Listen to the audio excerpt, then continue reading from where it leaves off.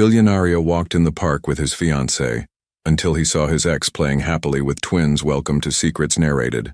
Before we begin, drop a comment telling us which city you're watching from. We love seeing how far our stories travel. When the story ends, don't forget to rate it from 0 to 10 and share what you felt along the way. And if you enjoy emotional stories filled with twists and hidden truths, make sure to follow Secrets Narrated so you don't miss the next one. Now, sit back, relax, and enjoy every detail. The morning sun filtered through the towering glass windows of Harrison's penthouse, casting long shadows across the marble floors. Everything gleamed with a sterile perfection that spoke of wealth beyond imagination, from the pristine white Italian leather sofas to the original Monet hanging casually on the far wall. Harrison Blake stood at the floor-to-ceiling windows, his sharp jawline catching the light as he gazed out at the city sprawling beneath him. At 38, he possessed the kind of commanding presence that made boardrooms fall silent when he entered. His dark hair was impeccably styled, his gray eyes held the calculating intelligence that had built his tech empire, and his 6'2" frame was wrapped in a custom-tailored navy suit that probably cost more than most people's cars. But this morning, the billionaire CEO of Verde Technologies felt hollow. "Harrison, darling, are you ready?" Victoria Ashworth's perfectly manicured voice floated across the expansive living space. He turned to see his fiancée approaching, her platinum blonde hair arranged in an elegant chignon, her emerald green dress hugging her model-thin figure. Victoria was everything his family had always wanted for him: well-bred, socially connected, and appropriately ambitious. Their engagement had been celebrated on the covers of 3 different magazines. "Almost," he replied, straightening his tie with mechanical precision, "just reviewing the environmental impact reports for the Singapore project." His voice carried the slight rasp that made business rivals nervous and board members attentive. Victoria's laugh tinkled like expensive crystal. "Always working. That's what I love about you. So driven, so focused." She moved to his side, her manicured fingers adjusting his already perfect collar. "Though I do hope you'll be present for our walk. The photographer from Vanity Fair specifically requested candid shots of us being normal." Normal. Harrison almost laughed at the irony. When had his life ever been normal? Born into old money, groomed from childhood for success, educated at the finest schools, and now running a billion-dollar empire that developed sustainable technology for Fortune 500 companies. Every step had been calculated, planned, approved. "Of course," he said, offering her his arm. "Shall we?" They stepped into the private elevator that would take them down 30 floors to street level. The elevator walls were mirrored, reflecting their image back at them. The perfect power couple, everything orchestrated and polished. As they walked through the marble lobby of Harrison's building, heads turned. They always did. Security guards nodded respectfully. The concierge straightened his posture, and other residents stepped aside with mixture of awe and envy. Central Park was Harrison's suggestion, an attempt to add some authenticity to what felt like an increasingly artificial existence. The morning air was crisp, carrying the scent of autumn leaves and that particular energy that made New York feel alive. "This is perfect," Victoria murmured, posing naturally as a photographer discreetly captured their walk from a distance. "The board will love seeing us like this. Stable, committed, ready for the next phase." The next phase. Their wedding was scheduled for spring, a lavish affair that would merge 2 powerful families and create what his mother called an unstoppable dynasty. Every detail had been planned by Victoria's event coordinator, from the hand-calligraphed invitations to the imported French champagne. But as they walked deeper into the park, Harrison's steps began to slow. Something was tugging at his consciousness, a memory that refused to stay buried. 4 years ago, this same park, a different season. He remembered laughter, real, unguarded laughter that had nothing to do with social positioning or strategic networking. He remembered sitting on a blanket under these same trees, sharing takeout Chinese food with someone who saw him as just Harrison, not the Blake heir, not the billionaire CEO, just a man who liked terrible action movies and could spend hours debating the ethics of artificial intelligence. "Harrison?" Victoria's voice cut through his reverie. "You've gone quiet. Everything all right?" "Yes, sorry. Just thinking about the quarterly projections." The lie came easily, too easily. They continued walking, but Harrison's mind was elsewhere. He found himself scanning the paths looking for something, someone, which was ridiculous. Maeve Collins was part of his past, a chapter he'd closed long ago, a chapter his family had made sure was closed. The memory hit him like a physical blow. Maeve's face at the charity gala, confusion turning to hurt, then to devastation as she realized what had happened. The way she'd looked at him before she ran, not angry, just broken. And he'd stood there, paralyzed by family expectations and social pressure, letting the one person who'd ever made him feel authentic slip away. "Oh, how sweet." Victoria's exclamation pulled him back to the present. Harrison followed her gaze and felt his world tilt on its axis. There, about 50 yards ahead, a woman with auburn hair was kneeling beside a playground, helping 2 small children onto the swings. Her hair caught the morning light, creating a halo effect that made Harrison's breath catch in his throat.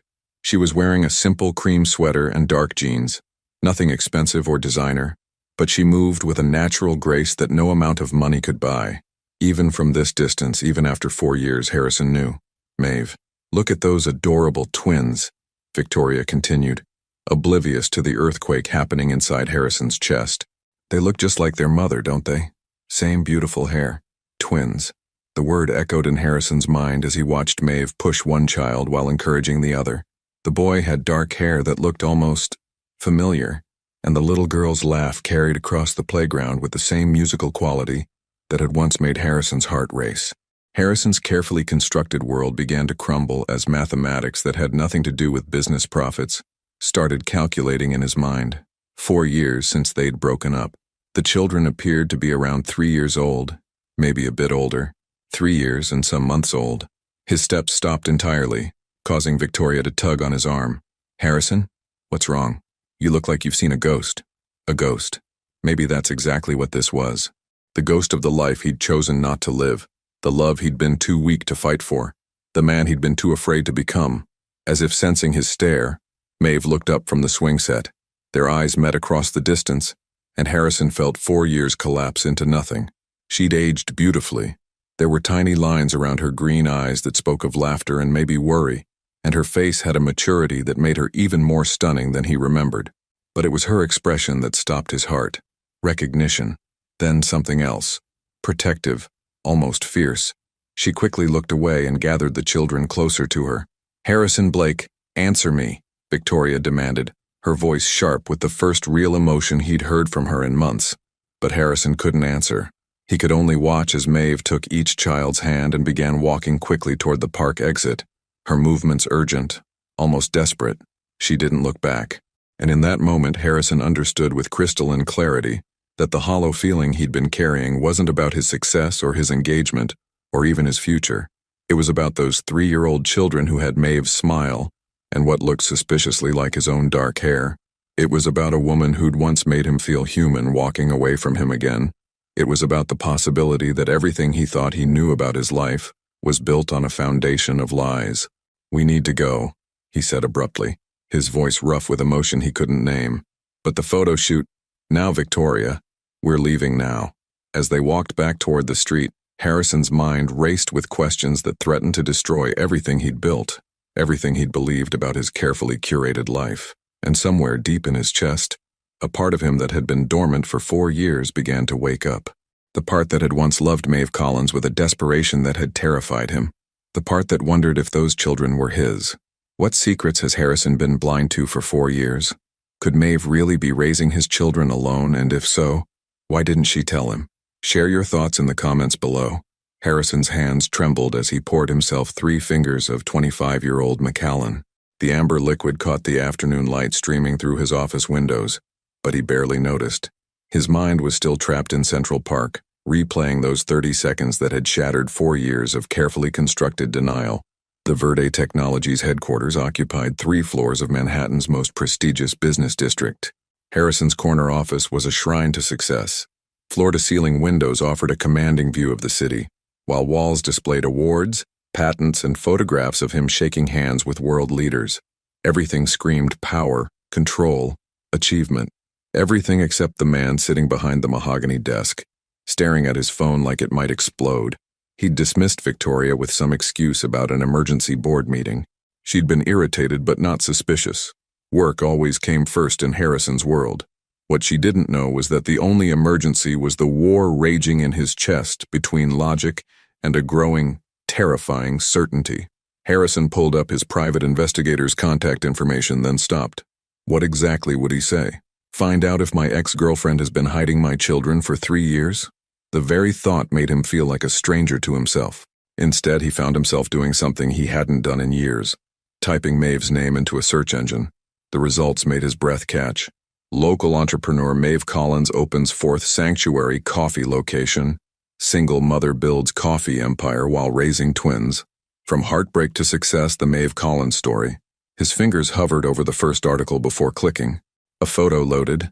Maeve standing behind the counter of a warm, inviting coffee shop. Her auburn hair pulled back in a messy bun. Genuine smile lighting up her face as she served customers. She looked radiant, successful, complete. The article was from 6 months ago. Maeve Collins, 32, has built something remarkable from the ground up. Starting with a single coffee cart after personal setbacks 4 years ago, she now owns 4 thriving sanctuary locations across Manhattan. I wanted to create spaces where people feel genuinely welcomed, says Collins, who raises 3-year-old twins Lucas and Emma as a single mother. My children taught me that love doesn't require perfection. It requires presence. Lucas and Emma. Harrison stared at the names until they burned into his retinas. 3 years old. The timeline aligned perfectly with their breakup, with that last night they'd spent together before everything fell apart. His intercom buzzed. Mr. Blake, you're 4 p.m. with the Japanese investors. Cancel it, Harrison said without looking up. Cancel everything today. Sir, but they flew in specifically. I said cancel it, Jennifer. His voice carried an edge that made his assistant's protests die instantly. Harrison scrolled through more articles, his heart pounding harder with each detail.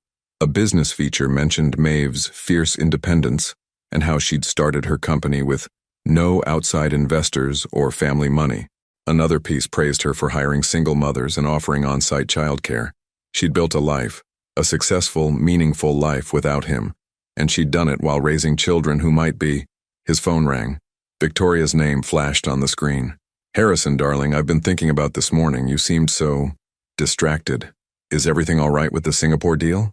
Everything's fine, Victoria. The lie tasted like ash. Good.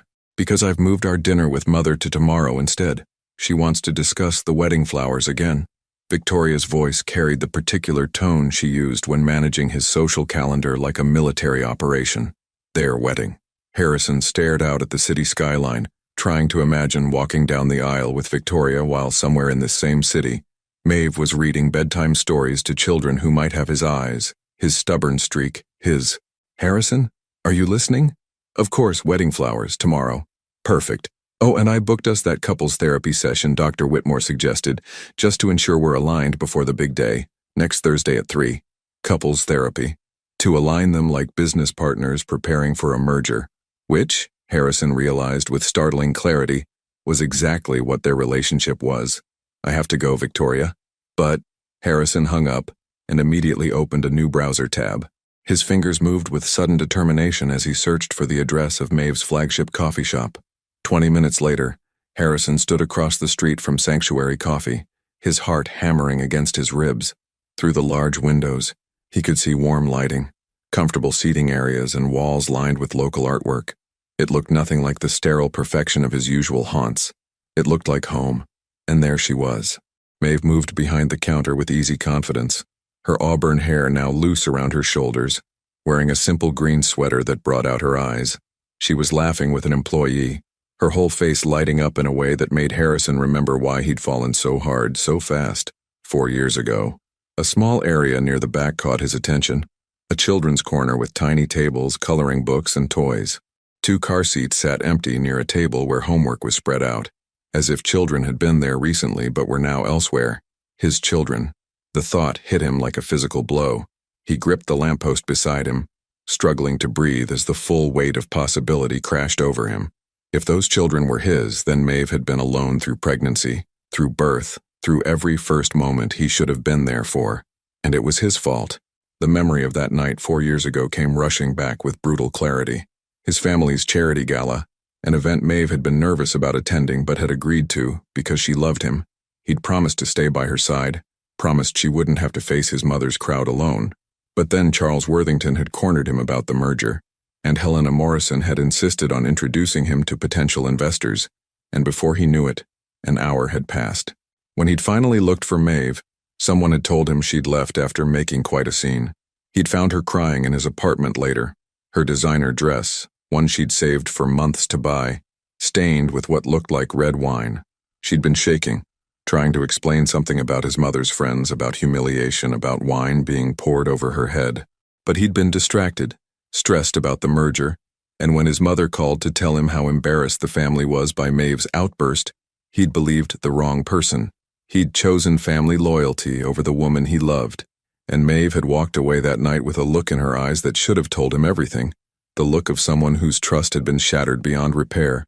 Now, watching her through the coffee shop window, Harrison saw the woman she'd become without him. Strong, independent, successful, a mother. His phone buzzed with a text from Victoria. "Don't forget, dinner with mother is at Le Bernardin, 7:30 sharp. Wear the navy Armani." Harrison stared at the message, then at Maeve laughing with her customers, then at the empty car seats that spoke of children who might carry his DNA but didn't know his name.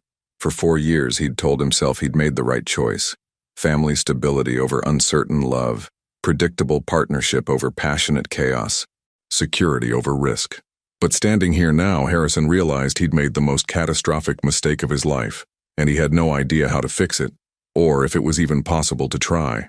A small girl with auburn curls suddenly appeared at Maeve's side, tugging on her sweater. Maeve's face transformed with such pure, radiant love that Harrison felt his knees buckle. The little girl looked up at Maeve with eyes that Harrison recognized, because he saw them in his own mirror every morning.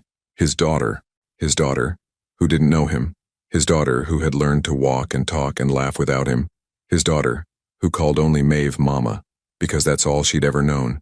Harrison Blake, billionaire, tech mogul, master of the universe, stood on a Manhattan sidewalk and felt his entire world crumble into dust, because for the first time in his life, money couldn't fix what he'd broken, and love might no longer be enough. Maeve Collins had always been able to sense when she was being watched. It was a skill she developed as a child, growing up in foster homes where survival meant staying aware of your surroundings. But the feeling that had been crawling up her spine for the past 20 minutes was different, heavier, more familiar, more dangerous. She glanced up from the espresso machine where she was training her newest hire, Sophia, and caught a glimpse of a tall figure across the street. Her blood turned to ice. Harrison Blake stood beneath the streetlight like a ghost from her carefully buried past, his expensive suit making him look as out of place in her neighborhood as a diamond in a coal mine. Even from this distance, she could see the tension in his shoulders, the way his hands hung at his sides like he didn't know what to do with them. 4 years. 4 years of building a life where that face didn't haunt her dreams, where those gray eyes didn't make her chest tight with longing and regret. 4 years of telling herself she'd made the right choice. "Mama?" Emma's small voice cut through her panic. Her daughter, their daughter, stood beside her, auburn curls bouncing as she looked up with eyes that were unmistakably Harrison's.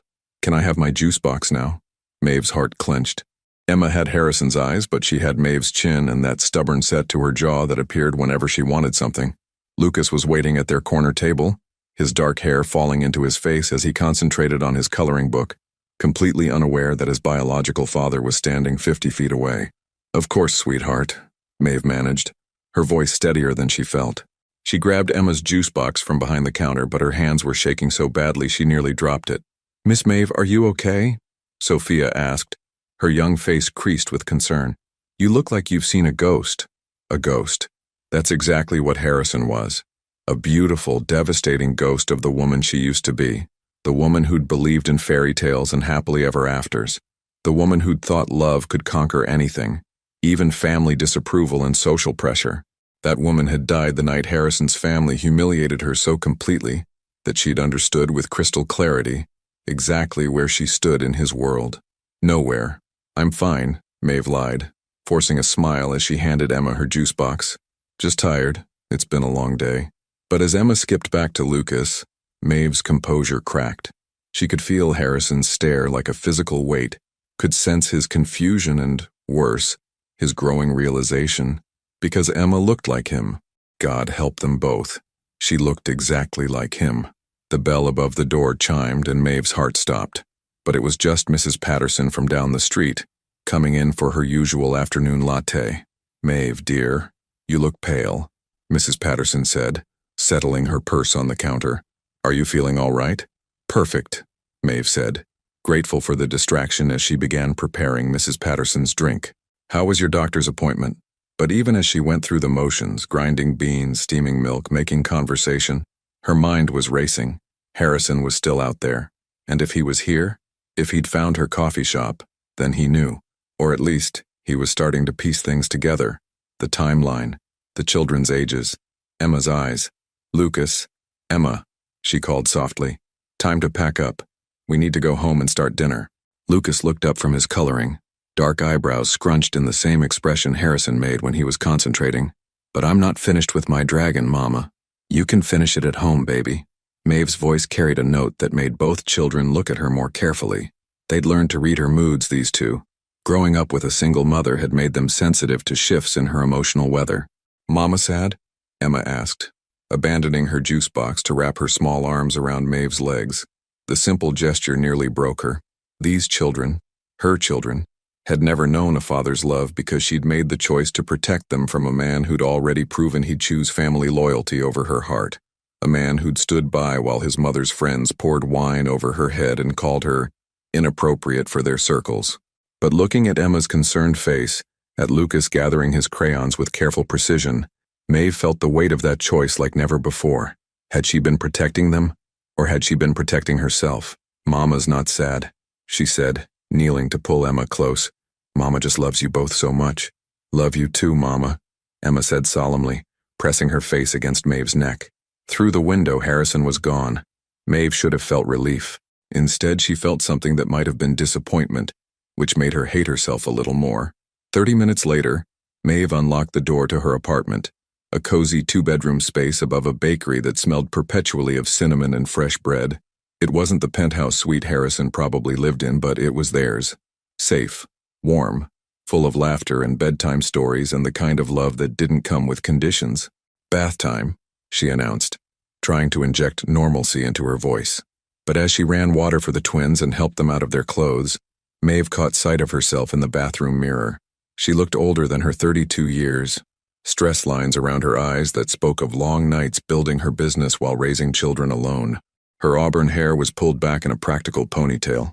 Her sweater was stained with coffee and Emma's juice box, and she wore the kind of exhaustion that came from being everything to everyone all the time. Not exactly the polished perfection Harrison was probably used to now. The thought made her angry. At him, at herself, at the whole impossible situation. She'd made her choice 3.5 years ago when the pregnancy test showed 2 pink lines, and she'd realized she was carrying twins. Harrison's twins. She could have told him. Should have, maybe.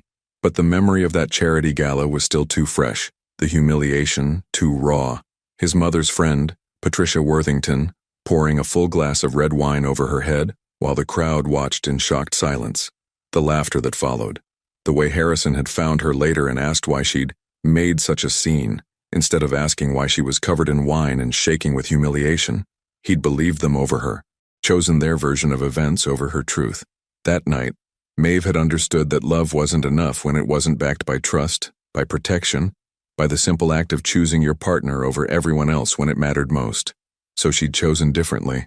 She'd chosen her unborn children's emotional safety over their right to know their father. "Mama, you're squeezing too tight," Lucas said, his voice muffled against her shoulder as she helped him into his pajamas. "Sorry, baby." She loosened her grip, pressing a kiss to his dark hair that was exactly the same shade as Harrison's. After the children were asleep, Emma clutching her stuffed elephant, Lucas curled up with a picture book about dragons. Maeve sat in her small living room with a cup of tea and finally allowed herself to fall apart. Because seeing Harrison today had brought everything rushing back. The way he'd made her laugh until her sides ached. The way he'd listened to her dreams about opening her own business someday, taking them seriously when no one else ever had. The way he'd kissed her like she was precious, like she mattered, like she was enough exactly as she was. And then his world had reminded them both that she wasn't. But Emma had his eyes. Lucas had his stubborn streak and his methodical way of approaching problems. They were half him, whether she liked it or not, and now he knew they existed. Maeve's phone buzzed with a text from an unknown number. "We need to talk. H." Her hands shook as she stared at the screen. 3.5 years of protecting her children, of building a life without him, and it all came down to 4 simple words. "We need to talk." The question was, did she have the courage to let him back in? Did she have the strength to risk everything she'd built for the possibility that maybe, just maybe, Harrison Blake had finally learned how to choose love over everything else? Or would she lose her children's hearts to a man who'd already proven he could break them? Harrison had never been the kind of man who paced. Pacing was for people who lacked control, who let emotions dictate their actions. But at 2:17 a.m., he found himself wearing a groove in his penthouse floor, his phone clutched in his hand like a lifeline. Maeve hadn't responded to his text. 7 hours had passed since he'd sent those 4 words that had taken him 3 drafts to get right. "We need to talk." Simple, direct, giving nothing away while asking for everything. The silence was killing him. He'd left the coffee shop after seeing Emma, his daughter, Jesus Christ, his daughter, and driven aimlessly through Manhattan until his hands stopped shaking enough to hold his phone. The private investigator he kept on retainer had taken exactly 47 minutes to confirm what Harrison's heart already knew through public records and careful observation. Lucas James Collins and Emma Rose Collins, born February 14th, 3.5 years ago. Father listed as unknown on the birth certificate. Mother, Maeve Elizabeth Collins, who according to public records had been alone during the period around their birth, Valentine's Day babies. The cosmic irony wasn't lost on him. The investigator had also provided publicly available information that made Harrison's stomach churn. Birth announcements showed Maeve had given birth during one of the worst blizzards in New York's recent history, with only a neighbor, Mrs. Chen, listed as an emergency contact in apartment building records. She'd been completely alone, while Harrison was probably at some business dinner, discussing quarterly projections and market forecasts.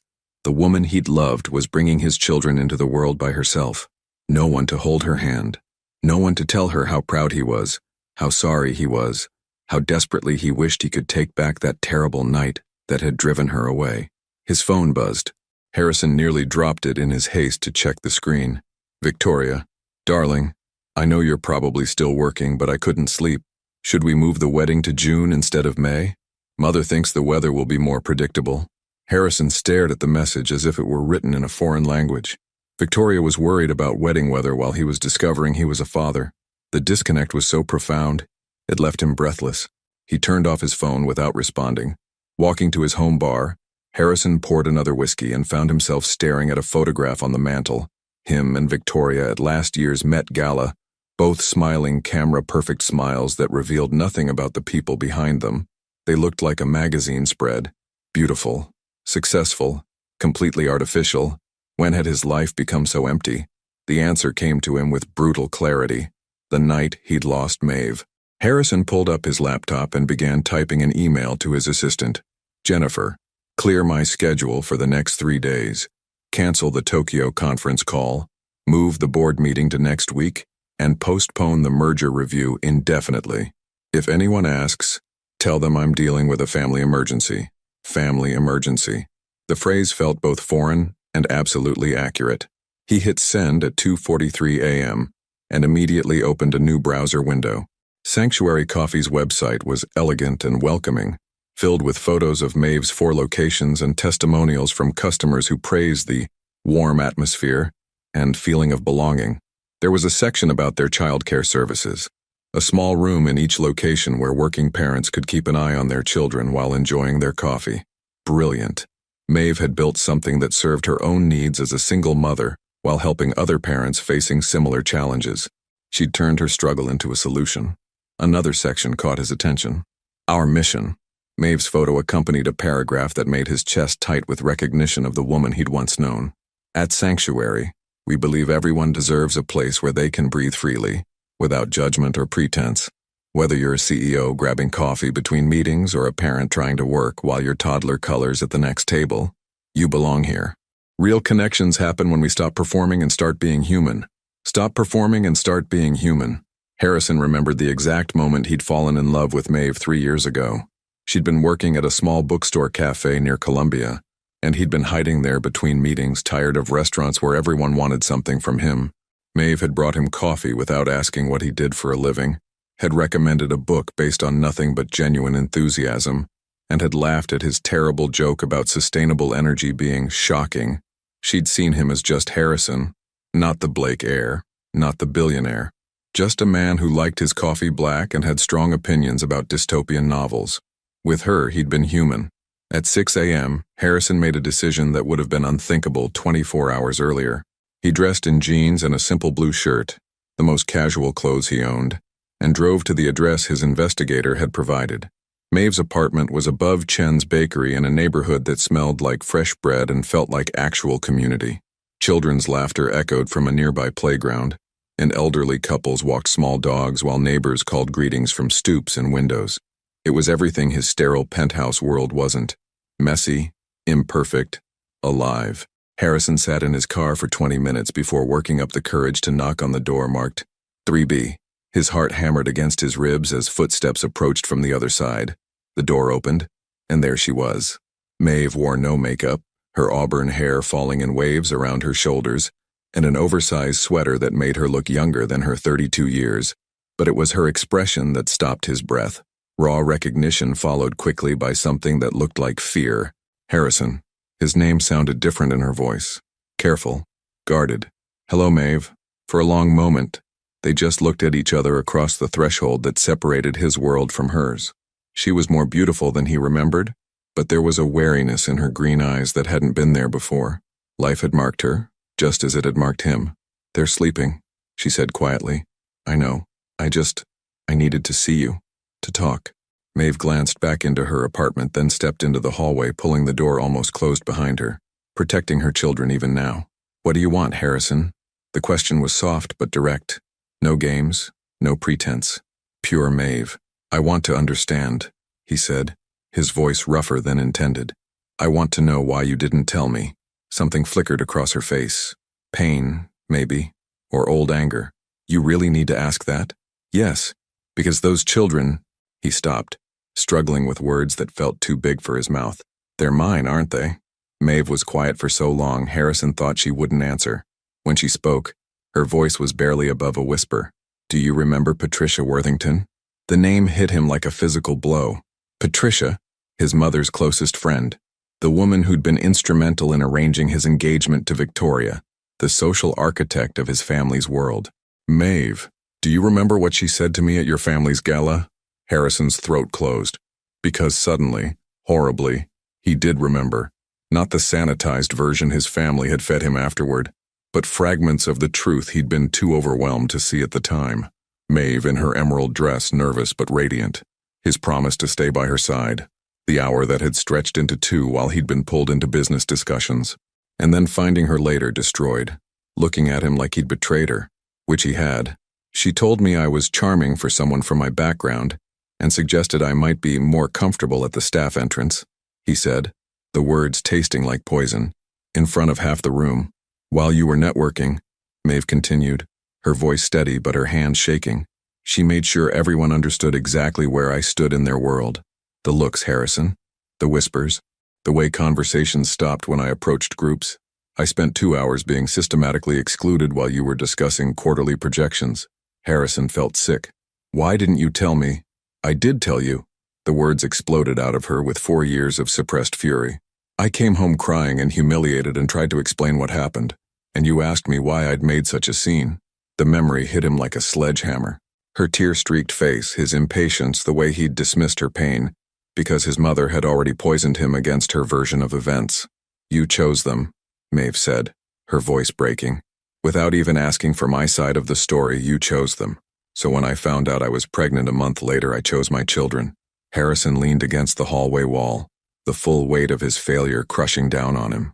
I'm sorry. God, Maeve, I'm so sorry. Sorry doesn't give me back 3.5 years of raising your children alone, she said, tears finally spilling over. Sorry doesn't take away the humiliation of being treated like an intruder at your family's event. Sorry doesn't explain to Lucas why his drawing of my family only has 2 people in it. Each word was a knife to his chest, but Harrison took them because he deserved every one. You're right, he said finally. I failed you. I failed them. I failed the man I wanted to be. He looked up, meeting her eyes. But I'm here now and I want to try to be better. I want to know my children. Maeve wiped her eyes, studying his face like she was looking for lies. And Victoria? She asked quietly. The question hit him like ice water. Victoria, who was probably planning their June wedding while he stood in a hallway discovering he was already a father. I don't know, Harrison admitted. I honestly don't know. It was perhaps the most honest thing he'd said in years. Mama? The small voice from inside the apartment made both Harrison and Maeve freeze. Through the barely cracked door, they could hear tiny footsteps padding across hardwood floors. Mama, I had the dragon dream again. Maeve's face transformed with instant maternal concern. I'll be right there, baby, she called softly, then turned back to Harrison with something that looked almost like panic. You need to go. But before either of them could move, the door swung open wider, and Harrison found himself face to face with his son. Lucas stood in the doorway wearing dinosaur pajamas, his dark hair sticking up in impossible directions, clutching a well-loved stuffed dragon. His eyes, Harrison's own gray eyes, were wide with sleep and confusion as he looked between his mother and the strange man in their hallway. Who's that? Lucas asked, his voice carrying that particular directness that only 3-year-olds possessed. Harrison felt like his heart might stop. This was his child, his son, standing 3 feet away with bedhead and brave eyes, protecting his mother even in his confusion. This is... Maeve hesitated, and Harrison could see the war playing out across her face. 4 years of careful protection versus the reality standing in their hallway. This is Harrison. He's an old friend of Mama's.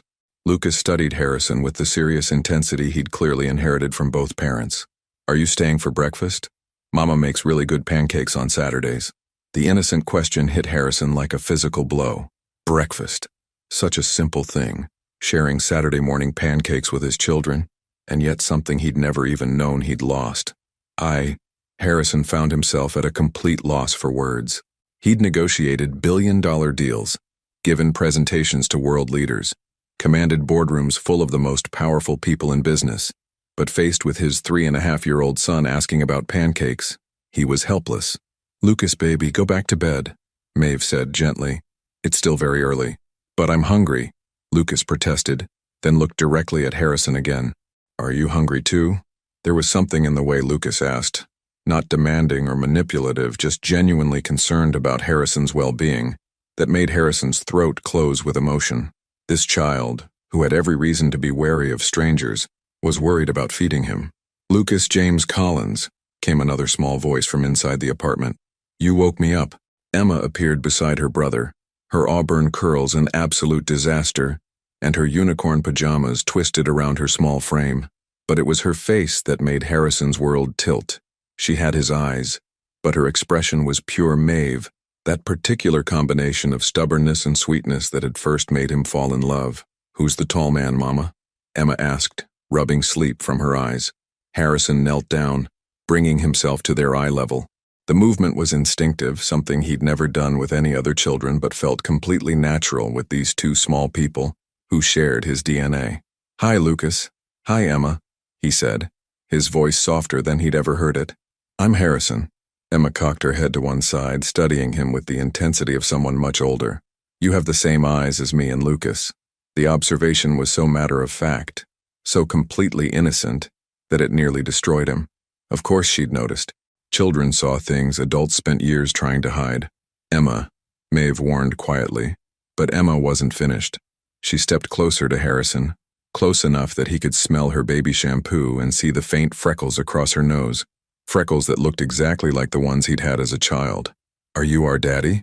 She asked with the devastating directness that only a 3-year-old could manage. The silence that followed felt like it lasted for hours. Harrison looked up at Maeve, whose face had gone completely white, then back at Emma's expectant expression. Emma, sweetheart, Maeve started. It's okay, Harrison said quietly. He looked directly into Emma's eyes, his eyes, and felt something fundamental shift inside his chest. Yes, I think I am. Lucas stepped closer, his dragon clutched tighter against his chest. Where have you been? The question was asked without accusation, just pure curiosity. But it hit Harrison harder than any boardroom confrontation ever had. Where had he been? Living in a glass tower, making money, planning a wedding to a woman who saw him as an acquisition, while his children were learning to walk, to talk, to be brave in the world without him. I've been lost, Harrison admitted, but I'd like to not be lost anymore, if that's okay with you. Emma reached out and patted his cheek with her small hand. Mama says when we're lost, we just have to ask for help. Your mama is very smart, Harrison said, his voice rough with emotion. The smartest, Lucas agreed solemnly. She knows everything. She can fix anything that's broken. Harrison's eyes found Maeve's over the children's heads. She was crying silently, her hand pressed over her mouth as she watched her children, their children, meet their father for the first time. Can you fix yourself? Emma asked Harrison with that peculiar wisdom that small children sometimes possessed. I don't know, Harrison answered honestly, but I'd like to try. Emma nodded as if this was a perfectly reasonable answer. Mama says trying is the most important part. She's right about that too. Lucas had been studying Harrison throughout this exchange, and now he stepped even closer. Do you know about dragons? A little, Harrison said. Tell me about yours. Lucas's face lit up as he held up his stuffed dragon. This is Spark. He's brave and he protects people from nightmares. I had a scary dream, but Spark helped. What was the dream about? There was a man who was supposed to love me, but he went away, Lucas said with matter-of-fact sadness. And I couldn't find him anywhere, and Mama was crying. Harrison felt like he'd been punched in the stomach. Even in sleep, his son was wrestling with abandonment he didn't understand. But it was just a dream, Lucas continued. Mama says dreams aren't real, but sometimes they feel real. Sometimes they do, Harrison agreed. But you know what's real? Spark protecting you, and your mama loving you, and, he took a shaky breath, and me being right here, right now. Emma had been listening to this exchange with growing excitement. Suddenly, she grabbed Harrison's hand with her tiny fingers.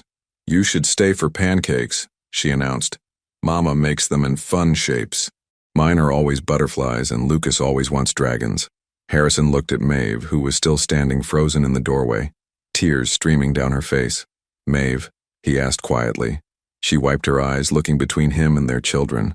These beautiful, perfect children who were asking their father to stay for breakfast like it was the most natural thing in the world. She started, then stopped. Harrison could see her internal struggle.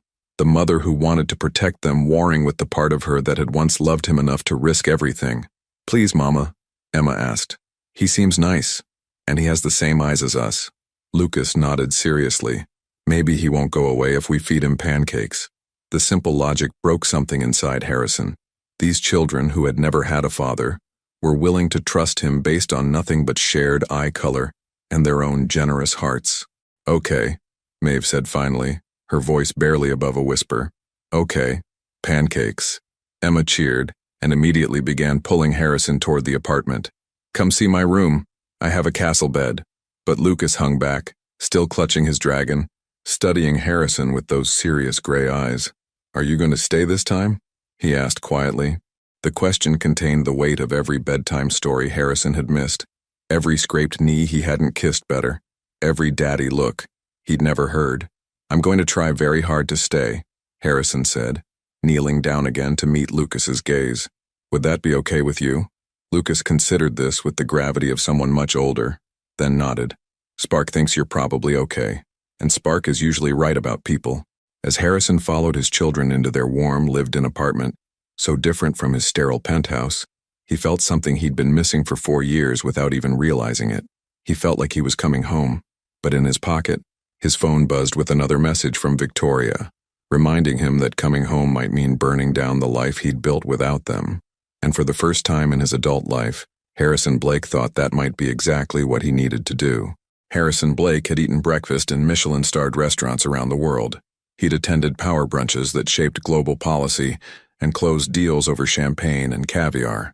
But sitting at Maeve's small kitchen table, watching Emma carefully pour syrup on her butterfly-shaped pancake, while Lucas explained the complex mythology behind his dragon pancake, Harrison realized he'd never actually had breakfast before.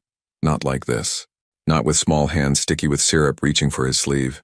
Not with voices competing to tell him the most important things in the world, like how Emma could count to 50 in Spanish or how Lucas knew all the names of dinosaurs, even the ones with really long names that most grown-ups couldn't say.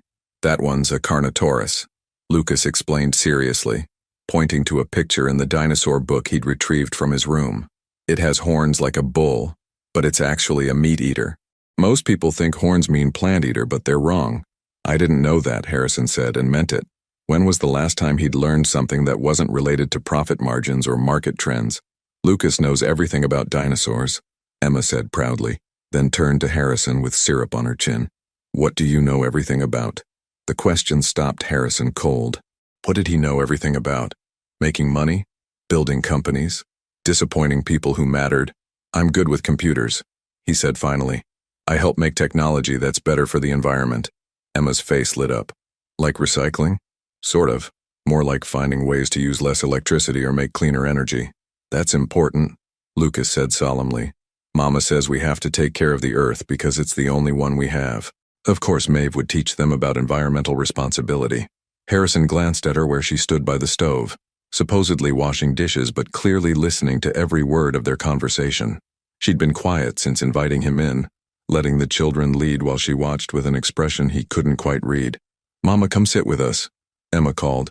Harrison is telling us about his job. Maeve dried her hands slowly, then moved to the table, taking the chair across from Harrison. This close, he could see the faint circles under her eyes that spoke of too many late nights building her business while raising children alone. But he could also see the contentment in her face as she watched Lucas and Emma, the quiet pride of a woman who'd created something beautiful from nothing. Tell them about the solar panels, Maeve said quietly. Harrison looked at her in surprise. She remembered. Of course she remembered. 4 years ago, he'd been obsessed with developing more efficient solar technology, staying up nights working on prototypes in his home lab. He'd shared those dreams with her during long conversations over takeout Chinese food, back when she was the only person who listened to his ideas without calculating their profit potential. Well, Harrison said, turning back to the twins, you know how plants use sunlight to grow? Both children nodded attentively. My company makes special panels that work like plant leaves. They catch sunlight and turn it into electricity to powerhouses and schools and hospitals. Like magic? Emma asked wide-eyed. Like science, Lucas corrected her, though he looked equally fascinated. Right? Right. Science that feels a little like magic. Emma finished her pancake and immediately climbed down from her chair. I want to show you something, she announced, disappearing into what Harrison assumed was her bedroom. Lucas lingered at the table, still studying Harrison with those serious gray eyes. Did you invent the solar panels yourself? I helped. I had a whole team of very smart people working with me. Like Mama has her team at the coffee shop? Harrison felt a jolt of recognition. Exactly like that. Emma returned carrying a drawing that she thrust proudly at Harrison. I made this yesterday at Mama's coffee shop. The drawing was in crayon, typical 3-year-old art with people that looked like stick figures, and a house that defied all laws of physics. But what made Harrison's breath catch was the family depicted. A woman with long red hair, 2 small figures with dark hair, and in the corner added in different crayon as if it were an afterthought, a tall figure with gray eyes. That's our family, Emma explained unnecessarily. Mama, me, Lucas, and... She looked up at Harrison with those devastating eyes that were exactly like his own. I drew you before I met you. Isn't that funny? Harrison's throat felt too tight to speak. This child had been dreaming of him, drawing him, creating a place for him in their family, even though she'd never seen his face. It's beautiful, he managed.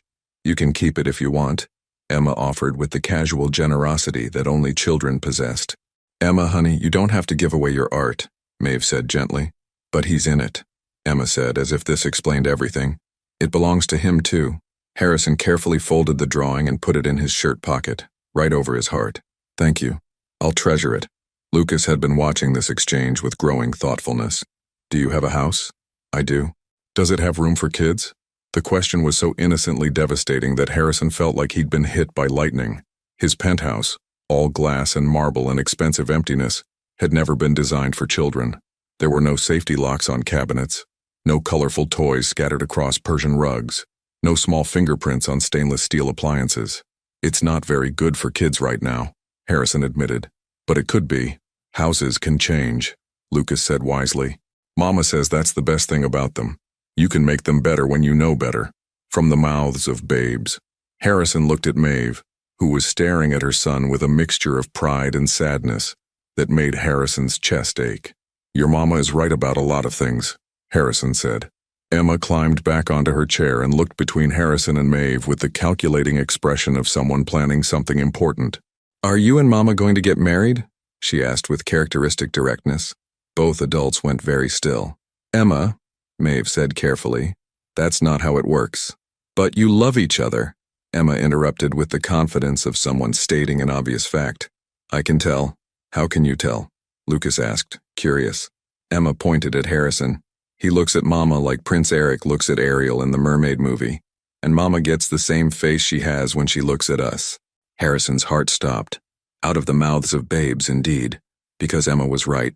He was looking at Maeve exactly like a man who was still desperately in love, despite 4 years and a lifetime of mistakes. And Maeve, when he caught her eye across the table, her expression was soft and vulnerable in a way that made him remember why he'd fallen for her in the first place. "It's complicated, sweetheart," Maeve said finally. "Why?" Emma asked. "Love isn't complicated. Love is just love." Harrison's phone chose that moment to ring. Victoria's name flashed on the screen, and suddenly the warm bubble of the breakfast table felt invaded by the cold reality waiting outside this apartment. "Excuse me," Harrison said, declining the call. But the damage was done. Emma had noticed the name on the screen. "Who's Victoria?" she asked with that terrible 3-year-old directness. Harrison looked helplessly at Maeve, who was staring at the phone with an expression that had gone very carefully blank. "Victoria is..." Harrison struggled for words that wouldn't hurt these innocent children while being honest about the mess he'd made of his life. "She's someone I made a promise to before I knew about you." "What kind of promise?" Lucas asked. Harrison felt like he was drowning. "How did you explain an engagement built on family expectations and social advantage to children who believed love was simple? The kind of promise that maybe I shouldn't have made," he said quietly. Emma considered this with the seriousness of a judge. "Mama says if you make a promise you can't keep, you should say sorry and try to do better. Your mama is very wise." "The wisest," Emma agreed. Then with the stunning pragmatism of childhood, she added, "So you should tell Victoria sorry and stay here with us instead." Harrison looked at Maeve, whose eyes were bright with tears she was trying not to shed in front of the children. "It's not that simple, Em," Maeve said softly. "Why not?" Emma demanded. "We're your family. Families should be together." And there it was, the truth that cut through all of Harrison's careful justifications and complicated adult reasoning. These were his children. This was his family. And he'd spent 4 years living a lie while they grew up without him. His phone rang again. Victoria, persistent as always. This time Harrison turned it off entirely. "You're right," he said to Emma, his voice steady despite the earthquake happening in his chest. Families should be together. But even as he said it, Harrison knew that wanting something and being able to make it happen were two entirely different things. And the life he'd built without them wasn't going to disappear just because his heart had finally figured out where it belonged.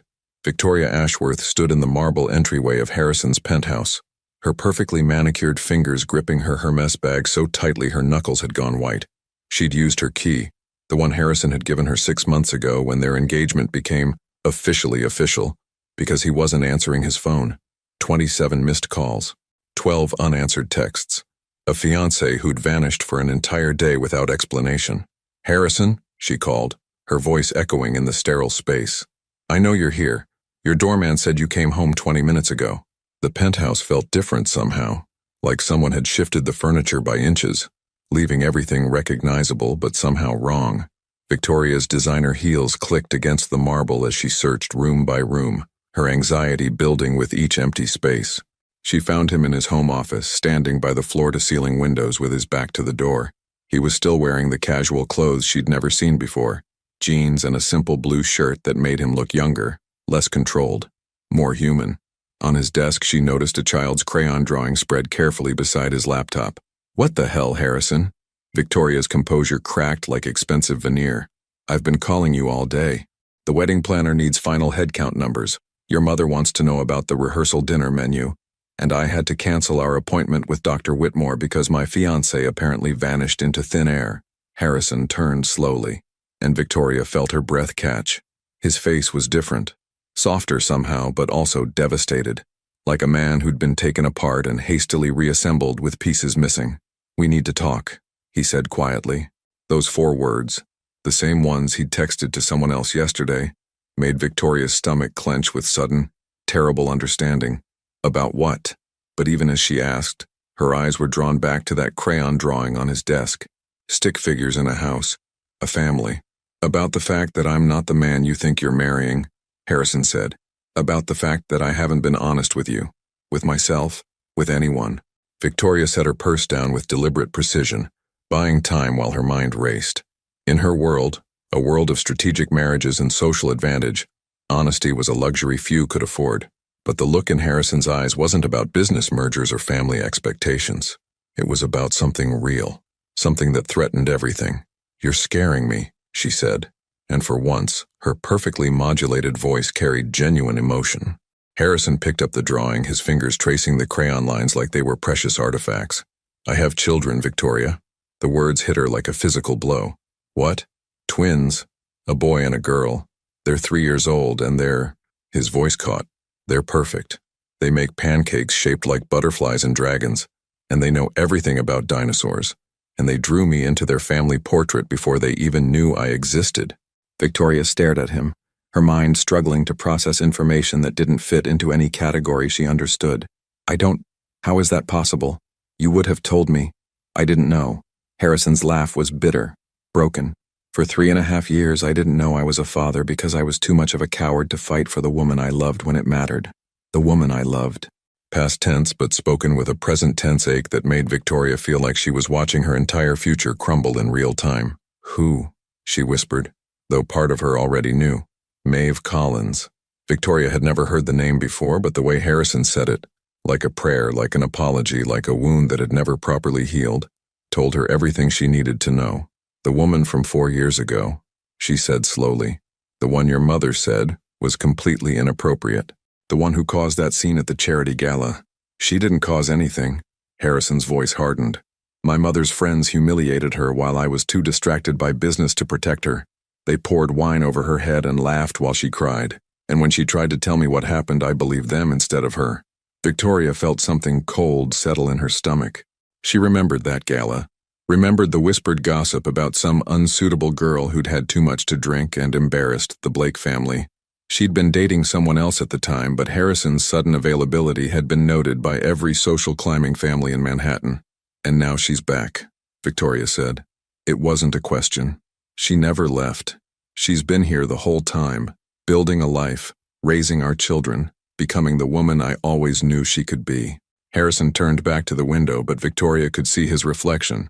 Raw, broken, completely changed from the controlled man she'd agreed to marry. "They think I look at her the way Prince Eric looks at Ariel." "Who thinks that?" "Emma. My daughter. She's 3 years old and she sees things more clearly than I have in 4 years." Victoria felt her carefully constructed world tilting on its axis. Their engagement wasn't some grand love story.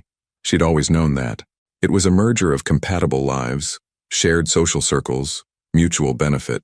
She'd loved Harrison in the way one loved a beautiful piece of art or a well-designed dress, appreciating his perfection while remaining fundamentally separate from it. But seeing him like this, wrecked and human and desperately in love with someone else, made her realize something she'd never admitted to herself. She'd never loved him at all. "So what happens now?" she asked, surprised by how calm her voice sounded. Harrison turned back to face her, and for the first time since she'd known him, he looked completely honest. "I don't know. I know I can't marry you. I know I've spent 4 years living the wrong life. I know those children deserve better than a father who abandoned them before they were even born. And Maeve? Does she want you back?" Harrison's face crumpled with uncertainty. "I don't know that either. I hurt her badly, Victoria. I chose family approval over defending the woman I loved, and she spent 3 years building a life that doesn't need me. I might be too late." Victoria walked to the window, standing beside him as they both looked out at the city sprawling below. Somewhere out there were Harrison's children, her replacement before she'd even known she was being replaced. "Your mother is going to be livid," she said finally. "Yes. The wedding planning committee will have a collective nervous breakdown. Probably. Vanity Fair will want to know why the engagement is off. I don't care." Victoria studied his profile. The strong jaw, the aristocratic features, the careful breeding that made him such a perfect match on paper. He was still handsome, still wealthy, still everything her family had wanted for her. He was also completely, irrevocably, in love with someone else. "I should be furious," she said quietly. "I should throw this ring at your head and storm out in a dramatic rage. Why don't you?" Victoria looked down at her engagement ring, a flawless 3-carat diamond that had been featured in Town and Country magazine. It was beautiful, valuable, completely soulless. Because I've never seen you look the way you looked when you talked about those children, she admitted. And because maybe I deserve someone who looks at me the way you look at her. She slipped the ring off her finger and placed it on the windowsill between them. For what it's worth, she said. I hope you're not too late. Harrison turned to stare at her, something like gratitude mixed with his devastation. Victoria, don't. She held up a hand. Don't apologize or try to make this easier. Just try to be the father those children deserve, and maybe figure out how to deserve the woman who raised them alone. She picked up her purse and walked toward the door, then paused. Harrison, that woman at the gala, I remember her now. She looked completely out of place the whole night until someone helped her leave early. I always wondered what happened to her. Now you know. Now I know. Victoria straightened her shoulders, armor sliding back into place. Goodbye, Harrison. I hope your children like having a billionaire for a father. Though something tells me they'd love you just the same if you were broke. As the elevator doors closed behind Victoria, Harrison was left alone in his pristine penthouse with a child's drawing, and the terrifying realization that he'd just burned down his entire life, and he had no idea if Maeve would let him build something new from the ashes. The Sanctuary Coffee flagship location was unusually busy for a Tuesday afternoon. Maeve moved through the controlled chaos with practiced ease, calling out orders while keeping one eye on Lucas and Emma, who were coloring at their corner table while she worked. This was their routine. The children stayed close where she could see them, and customers had grown fond of the twins who occasionally helped distribute napkins or shared fascinating dinosaur facts. But today felt different. Maeve couldn't shake the memory of yesterday morning. Harrison sitting at her kitchen table looking at their children like he was seeing the sun for the first time. The way Emma had climbed into his lap to show him her drawings. The way Lucas had quietly shared his most precious possession, letting Harrison hold Spark the dragon. The way Harrison had looked at her across the table, like she was still the woman he'd fallen in love with 4 years ago. Miss Maeve, Emma's voice cut through her reverie. Someone important is coming. Maeve looked up from the espresso machine to see Emma pressed against the window, her breath fogging the glass as she watched the street. Emma had inherited Maeve's ability to sense when something significant was approaching, a gift that had served them both well over the years. The bell above the door chimed, and Maeve's heart stopped. Harrison entered, but he wasn't alone. Behind him stood an elegant woman with silver hair arranged in a perfect chignon, wearing a cream-colored Chanel suit that probably cost more than Maeve's monthly rent. Everything about her screamed old money, power, and the kind of social authority that could destroy people with a well-placed word. Helena Blake, Harrison's mother, the woman who'd orchestrated Maeve's humiliation 4 years ago, who'd made it clear that someone like Maeve would never be suitable for someone like Harrison. The coffee shop's cheerful atmosphere seemed to freeze. Conversations quieted as other customers sensed the sudden tension, the way predators recognize when something dangerous has entered their territory. Maeve, Helena's voice was cultured, controlled, carrying the particular brand of condescension that only came from generations of inherited superiority. May we speak privately? Lucas looked up from his coloring book, his young face immediately registering the change in the room's energy. Emma, still by the window, moved closer to her brother with the instinctive protectiveness of someone who'd learned to read dangerous moods. There's nothing you need to say to me, Maeve replied, her voice steady, despite the way her hands had begun to shake. She'd built this life specifically to avoid people like Helena Blake, to create a world where her worth wasn't determined by bloodlines or bank accounts. Oh, but there is. Helena moved deeper into the coffee shop with the confidence of someone who'd never been denied access to any space she chose to occupy. Her eyes swept over the warm, lived-in atmosphere with poorly concealed disdain.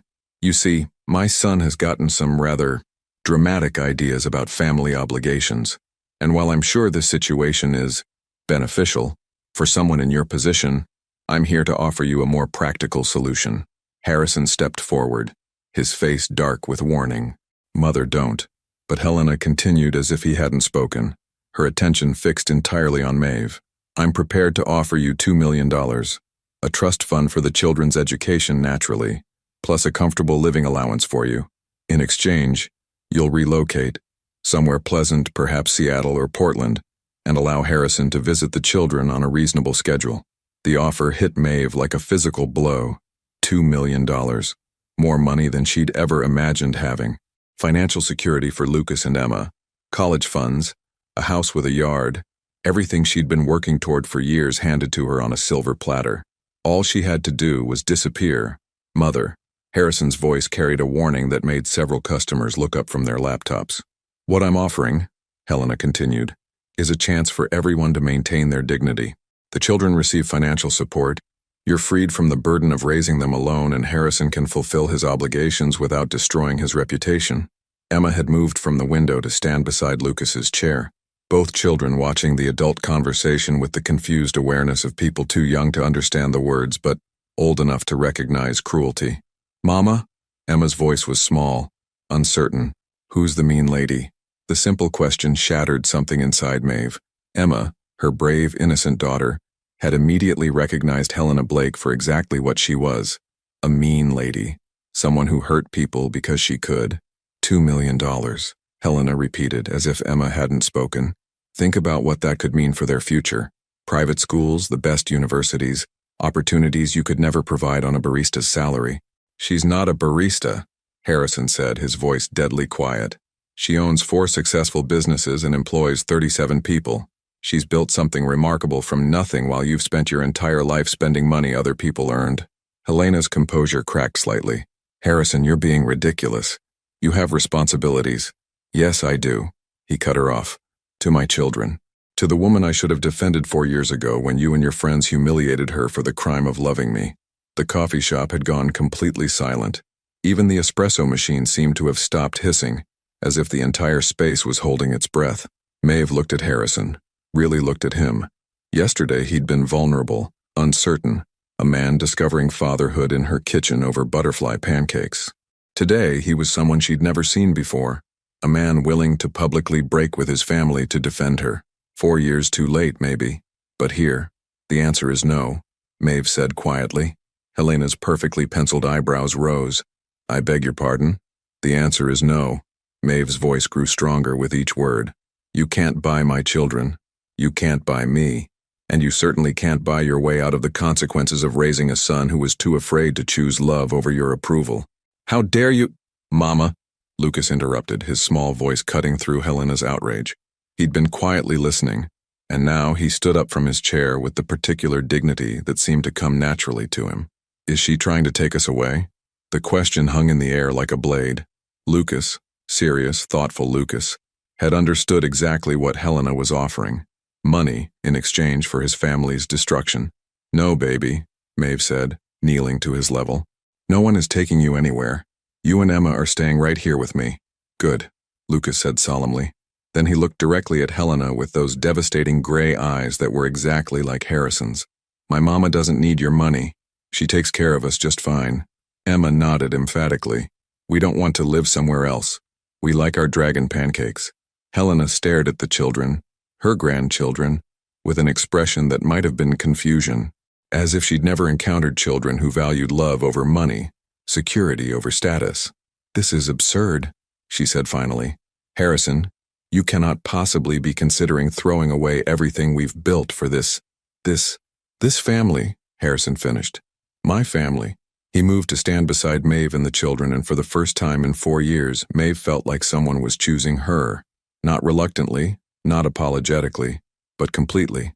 I'm done living the life you planned for me, Harrison continued.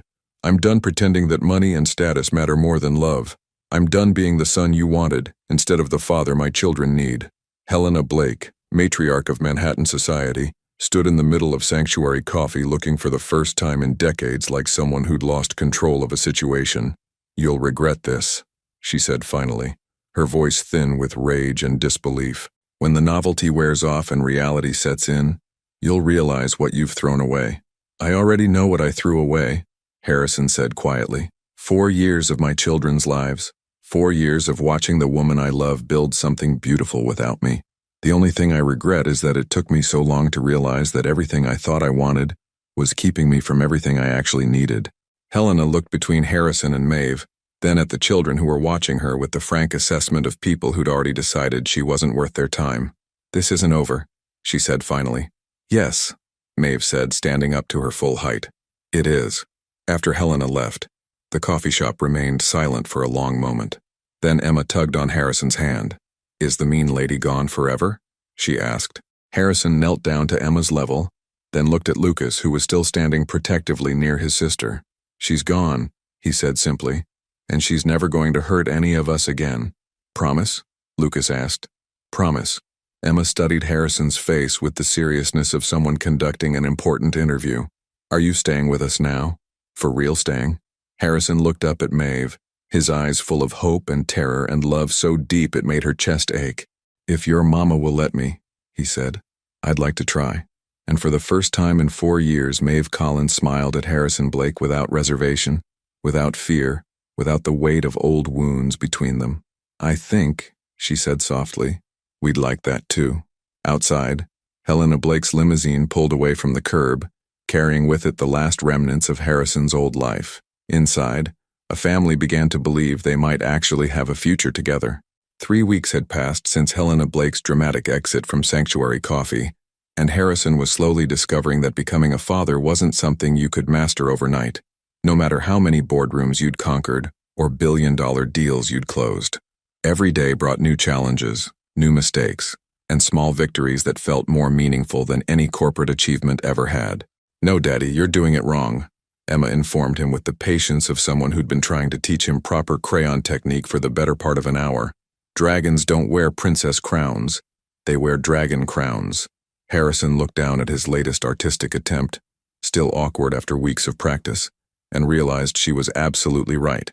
His dragon looked confused, like it had wandered out of a children's book and into the wrong story entirely. "You're right," he said, erasing the offending crown for the 3rd time.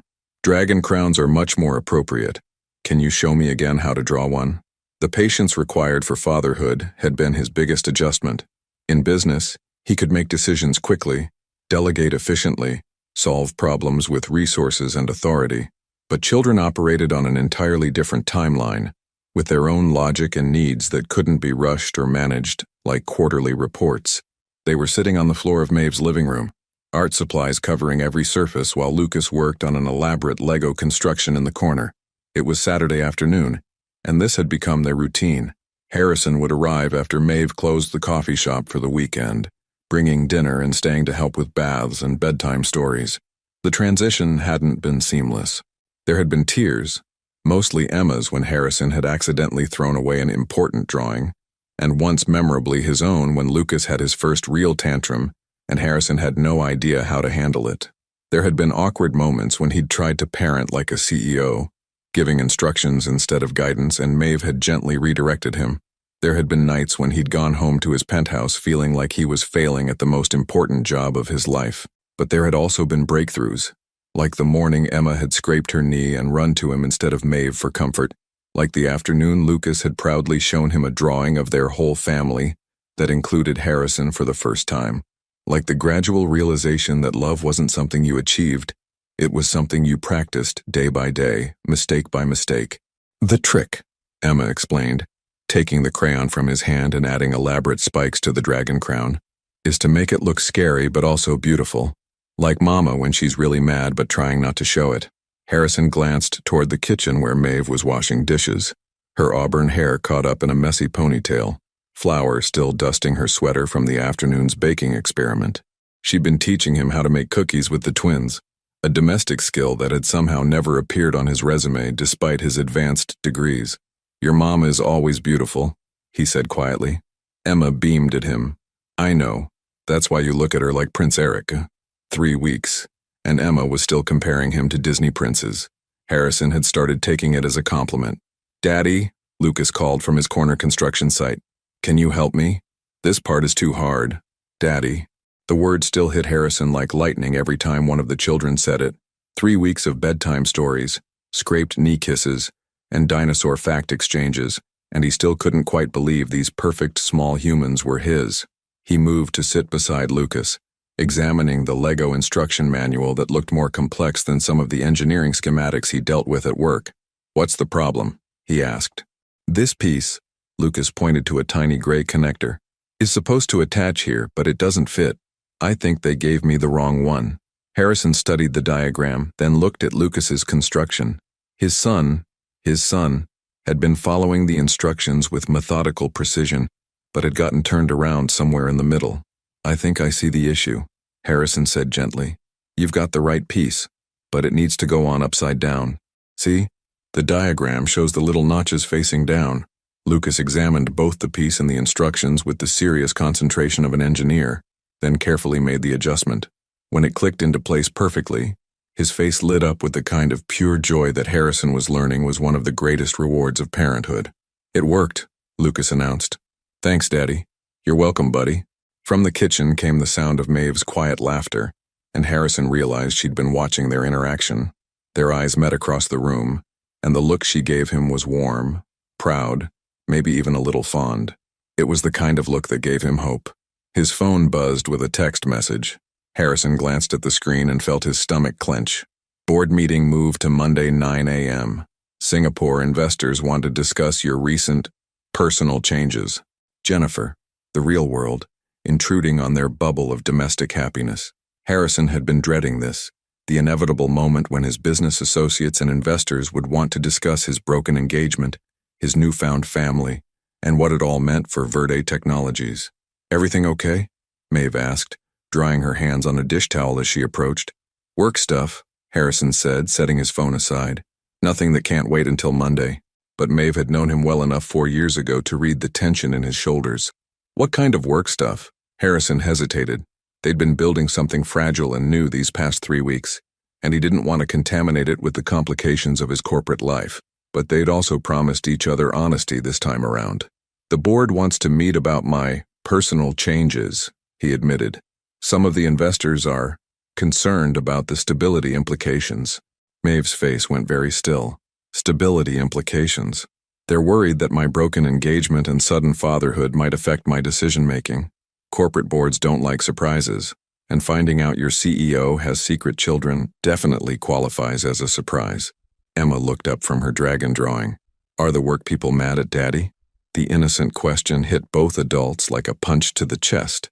Emma had learned to read adult moods with the sharp awareness of a child who'd grown up watching her mother navigate difficult situations alone. "No one's mad, sweetheart," Maeve said quickly. "Sometimes grown-ups just need to have boring conversations about boring grown-up things." "Oh," Emma considered this. "Like when you have to talk to the bank people about the coffee shop money." Exactly like that. But Harrison could see the worry creeping into Maeve's expression, the way her protective instincts were beginning to activate. She'd spent 3 years building a life that was stable and secure for their children. The last thing she wanted was for his world to destabilize what they'd created.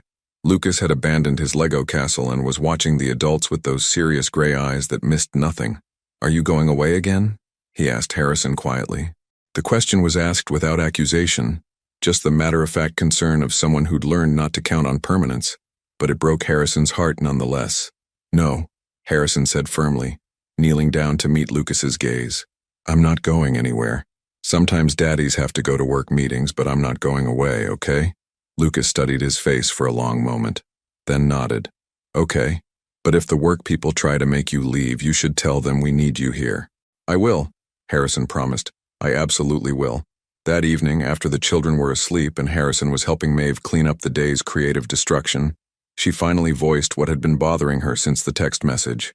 "What if they make you choose?" she asked quietly, loading paintbrushes into the dishwasher. "Choose what? The company or us?" Maeve's voice was careful, controlled, but Harrison could hear the fear underneath. "What if the board decides that being a sudden father makes you too much of a risk? What if they force you out?" Harrison stopped what he was doing and turned to face her fully. "Then I choose you. Every time, without question, I choose you and Lucas and Emma." "But Verde Technologies is your life's work." "No," Harrison interrupted. "It's my job. You 3 are my life's work." Maeve stared at him, and Harrison could see her struggling with the concept. For 3 years, she'd been the sole provider for their children, carrying the full weight of their financial security. The idea that someone would willingly risk their career for family probably seemed incomprehensible. "I mean it," he said, moving closer. 4 years ago, I chose my family's approval over defending you. I chose perceived stability over love. I chose wrong, Maeve, and I lost everything that mattered." He reached out to touch her face, thumb tracing the worry line between her eyebrows. "I won't make that mistake again." "What if?" There's no what if, Harrison said firmly. I have enough money saved to live comfortably for several lifetimes. Verde Technologies will survive without me if it comes to that. But I can't survive without you three. Not again. Maeve leaned into his touch, her eyes closing for a moment as if she were absorbing his words, letting them sink into places that had been carefully guarded for years. Okay, she said finally. But Harrison, whatever happens on Monday, we'll face it together. You don't have to protect us from your world anymore. We're stronger than you think. Harrison looked at this woman who'd raised his children alone, who'd built a business from nothing, who'd survived his family's cruelty and emerged more resilient than ever. She was right. They were stronger than he'd given them credit for. Together, he agreed. Whatever comes next, we face it together. Outside, Manhattan glittered in the darkness, full of boardrooms and power plays and people who measured worth in dollars and market share. But inside Maeve's warm apartment, surrounded by children's artwork and the lingering scent of homemade cookies, Harrison had found something worth more than any corporate empire. He'd found his way home. Now he just had to convince the rest of the world that some things were worth more than stock prices and investor confidence. Some things were worth everything. The Verde Technologies executive conference room felt more intimate than the main boardroom, but no less threatening. Harrison sat across from 4 key board members, the inner circle who really controlled the company. Charles Worthington leaned forward, his expression carefully measured in the way that made Harrison's skin crawl. Harrison, we've called this meeting because we're concerned, Charles began, his voice carrying the false warmth of someone delivering bad news with a smile. The Singapore investors have been asking questions about leadership stability. Patricia Lowell nodded sympathetically. It's nothing personal, of course, but when a CEO's engagement ends unexpectedly, and there are suddenly children in the picture, she let the sentence hang delicately. It raises questions about judgment, added board member James Morrison, about priorities, about whether someone can effectively lead a multi-billion-dollar corporation while navigating such complex personal situations. Harrison felt the familiar corporate doublespeak washing over him, the way these people could deliver threats while sounding like concerned friends.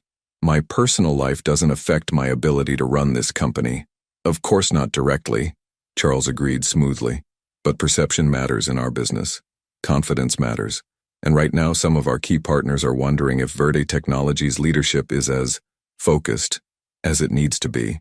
Harrison looked around the smaller table at these people he'd worked with for years, people he'd considered colleagues if not friends, and realized that they would never understand. To them, Lucas and Emma weren't his children.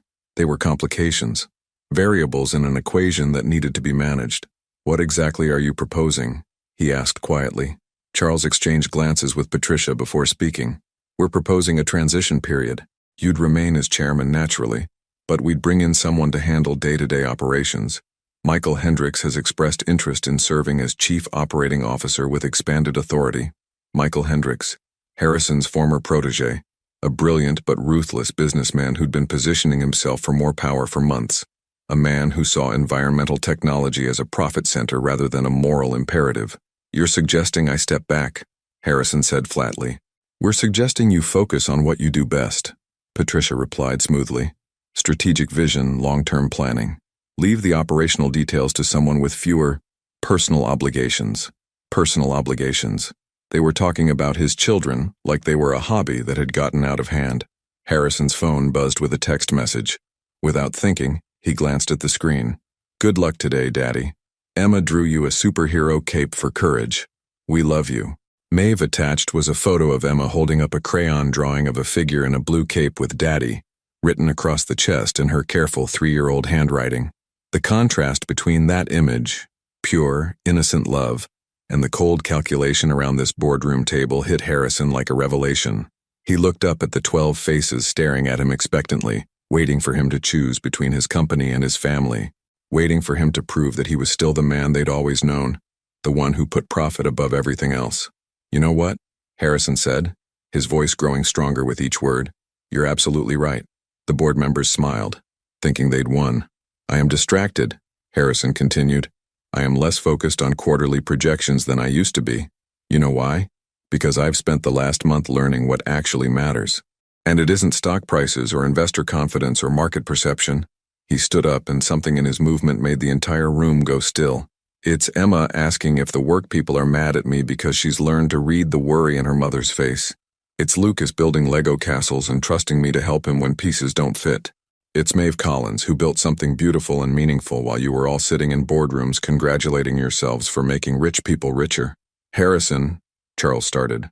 I'm not finished. Harrison's voice carried the authority that had made him a successful CEO, but now it was powered by something deeper than ambition. You want to know about leadership stability? I'll tell you about stability.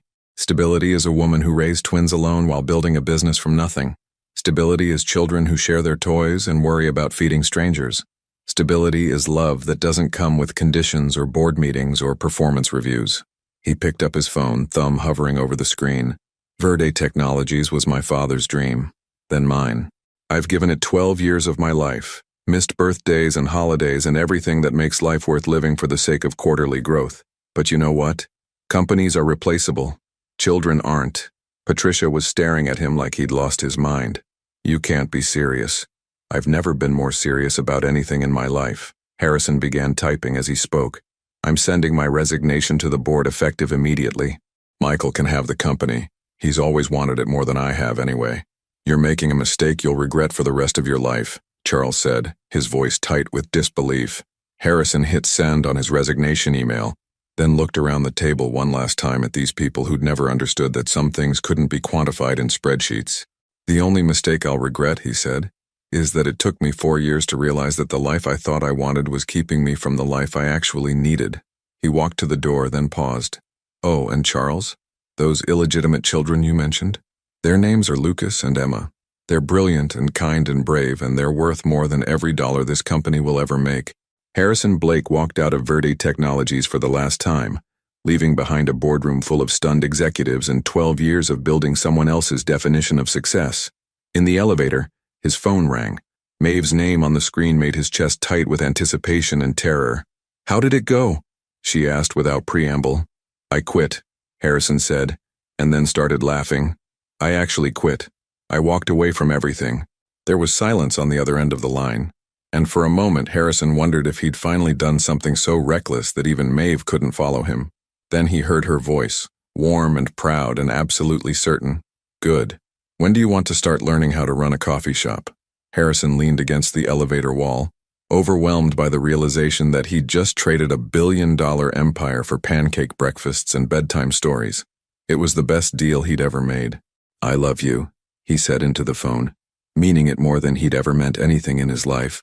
I love you too, Maeve replied. Now come home. Your children have been practicing a song they wrote about dragons and solar panels, and trust me, you don't want to miss this performance. Home. Harrison smiled as the elevator reached the ground floor. For the first time in his adult life, he knew exactly where that was. 2 years later, the morning sun streamed through the windows of the newest Sanctuary Coffee location, casting warm light across the bustling space that had once been an abandoned warehouse in Brooklyn. Harrison wiped down the last of the breakfast tables, his movements efficient after 2 years of learning the coffee business from the ground up, literally starting by mopping floors and learning to operate the espresso machine.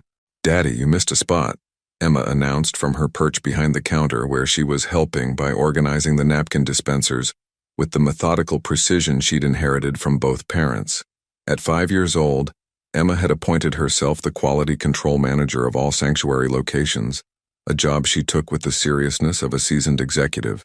Her auburn curls were pulled back in pigtails, and she wore a miniature apron that read, Future CEO, in glittery letters, a gift from Maeve that had made Harrison laugh until he cried. Where? Harrison asked, genuinely looking for the spot he'd missed. Emma pointed with the authority of someone who'd been studying his cleaning technique for months. Right there, by the window. You always miss that one because you get distracted looking outside. She was right. Harrison did tend to pause at that particular table, not because he was daydreaming, but because the view reminded him of how far they'd all come.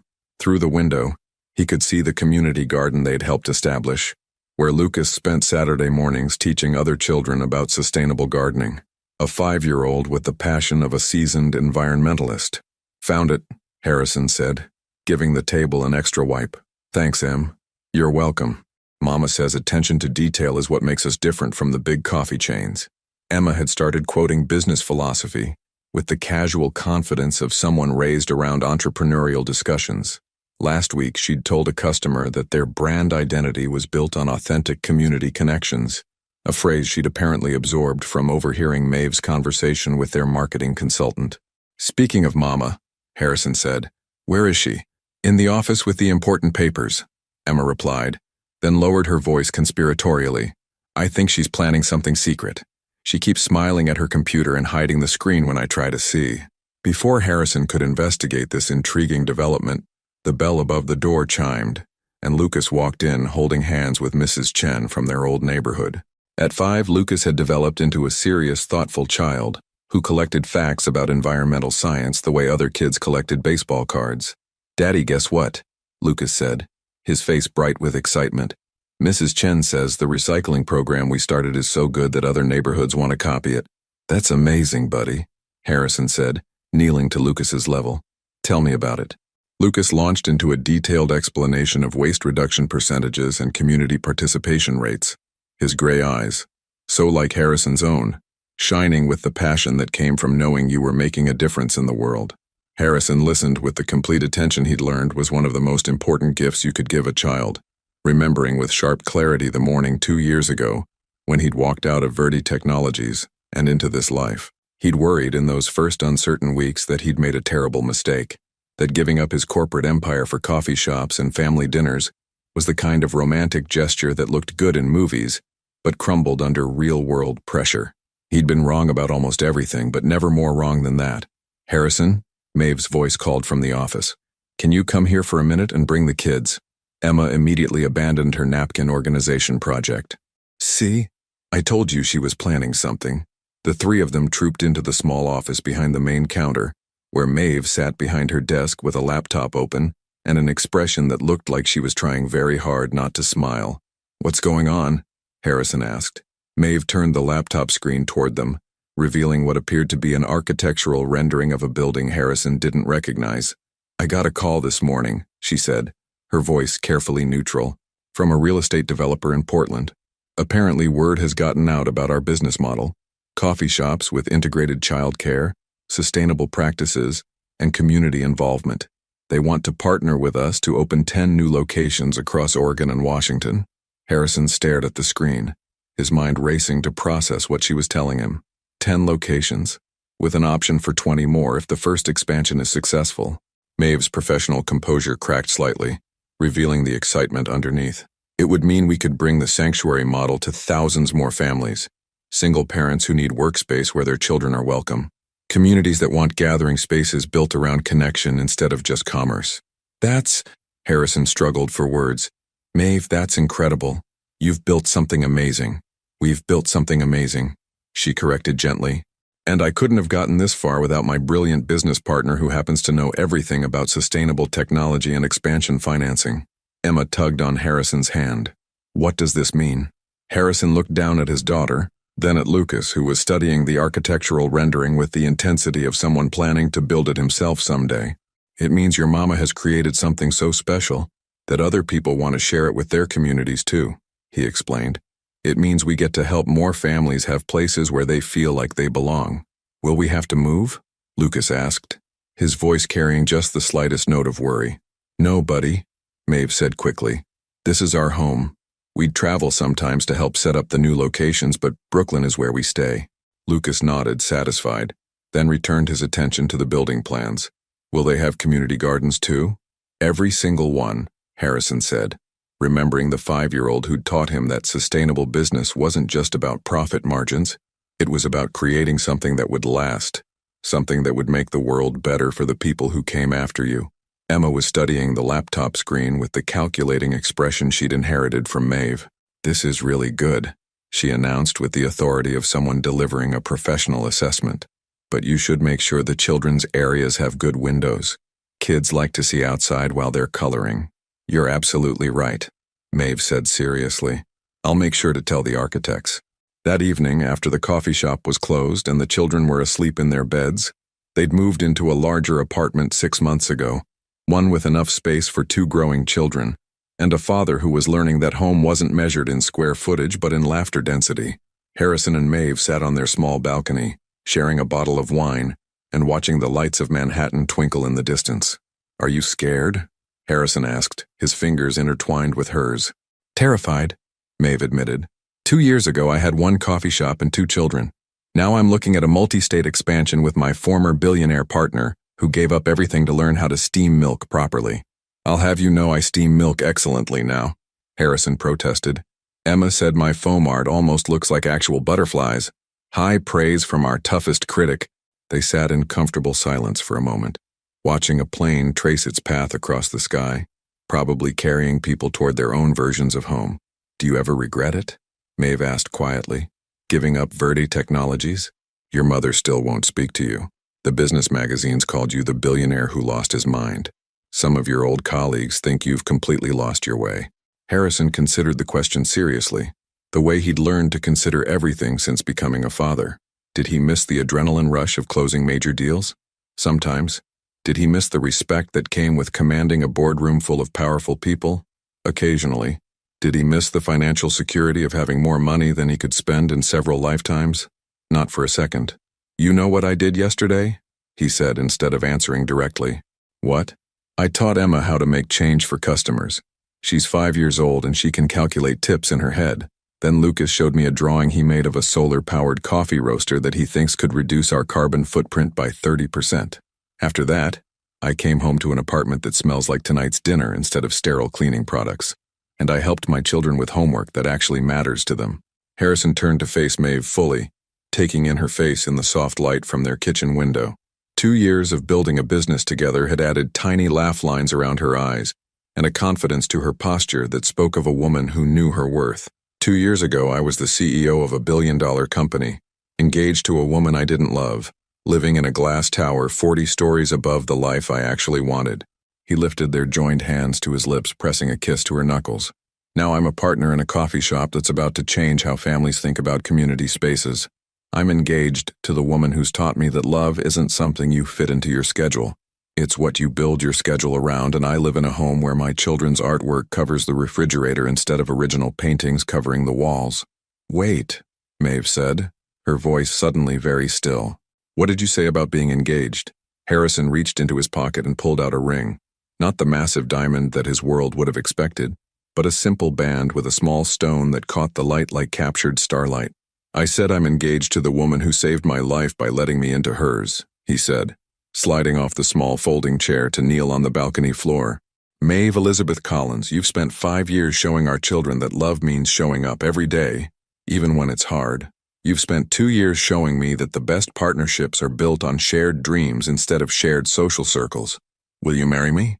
Maeve stared down at him, tears streaming down her face.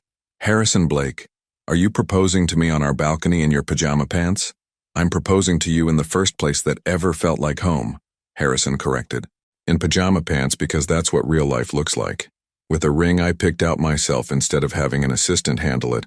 For a woman who taught me that the best love stories aren't about perfect moments, they're about choosing each other through imperfect ones." "Yes," Maeve whispered, then louder. "Yes, obviously yes." As Harrison slipped the ring onto her finger, they heard a small voice from inside the apartment. "Did Daddy finally ask Mama to marry him?" Emma called through the screen door. "Emma Rose Collins," Maeve called back, laughing through her tears. "Are you supposed to be asleep?" "I was sleeping, but then I heard talking, and I wanted to make sure you said yes because Lucas and I already planned the whole wedding." Lucas's voice joined his sister's. "We're having dragon-shaped cookies and butterfly decorations, and I wrote a poem about solar panels that I want to read during the ceremony." Harrison and Maeve looked at each other and burst into laughter, the kind of deep, joyful laughter that comes from recognizing that your life has become more beautiful than you ever imagined it could be. "Come here," Maeve called to the children. "Come see Mama's ring." Emma and Lucas tumbled onto the balcony in their pajamas, Emma immediately grabbing Maeve's hand to examine the engagement ring with the critical eye of someone who'd been anticipating this moment for months. "It's perfect," she announced. "It's not too big or too shiny, and it looks like Mama." "How does a ring look like Mama?" Lucas asked with scientific curiosity. "It's beautiful and strong and not trying to show off," Emma explained as if this were obvious. Harrison felt his throat tighten with emotion as he watched his children, their children, celebrate this moment with the unself-conscious joy of people who'd always known this was how the story was supposed to end. So, Lucas said with characteristic practicality, "When's the wedding?" "We just got engaged 30 seconds ago," Harrison pointed out. "But we've been planning it for months," Emma said. "We already know everything except the date." Maeve caught Harrison's eye over the children's heads, and he could see the same thought reflected in her expression. Somewhere along the way, these wise, wonderful children had understood their family's future before the adults had figured it out themselves. "How about next spring?" Maeve suggested. "When the community garden is in bloom so we can have the ceremony right here in the neighborhood where we built our life together." "Perfect," Emma said with satisfaction. "I'll tell Mrs. Chen tomorrow. She'll want to know so she can start planning the food." As they sat together on their small balcony, Harrison and Maeve in their folding chairs, Emma curled in Maeve's lap, Lucas leaning against Harrison's shoulder, watching the lights of the city where they'd found each other, lost each other, and found each other again, Harrison realized that some stories didn't end with riding off into the sunset. The best ones ended with staying exactly where you were, surrounded by the people who'd taught you that love wasn't about grand gestures or perfect timing. Love was about choosing each other, every morning, for all the ordinary, extraordinary mornings still to come. And sometimes, if you were very lucky, love was about 5-year-olds who planned your wedding because they'd always known you belonged together, even when you'd forgotten it yourselves. Your participation means a lot to the channel. Please share your thoughts in the comments. What moments from Harrison and Maeve's journey resonated most with you? Do you believe that love truly can conquer all obstacles when two people are willing to fight for it? Thank you for watching. If you enjoyed the story, please subscribe to our channel and leave a comment below letting us know what you thought. Your feedback and support mean a lot to us. Stay tuned for more exciting stories.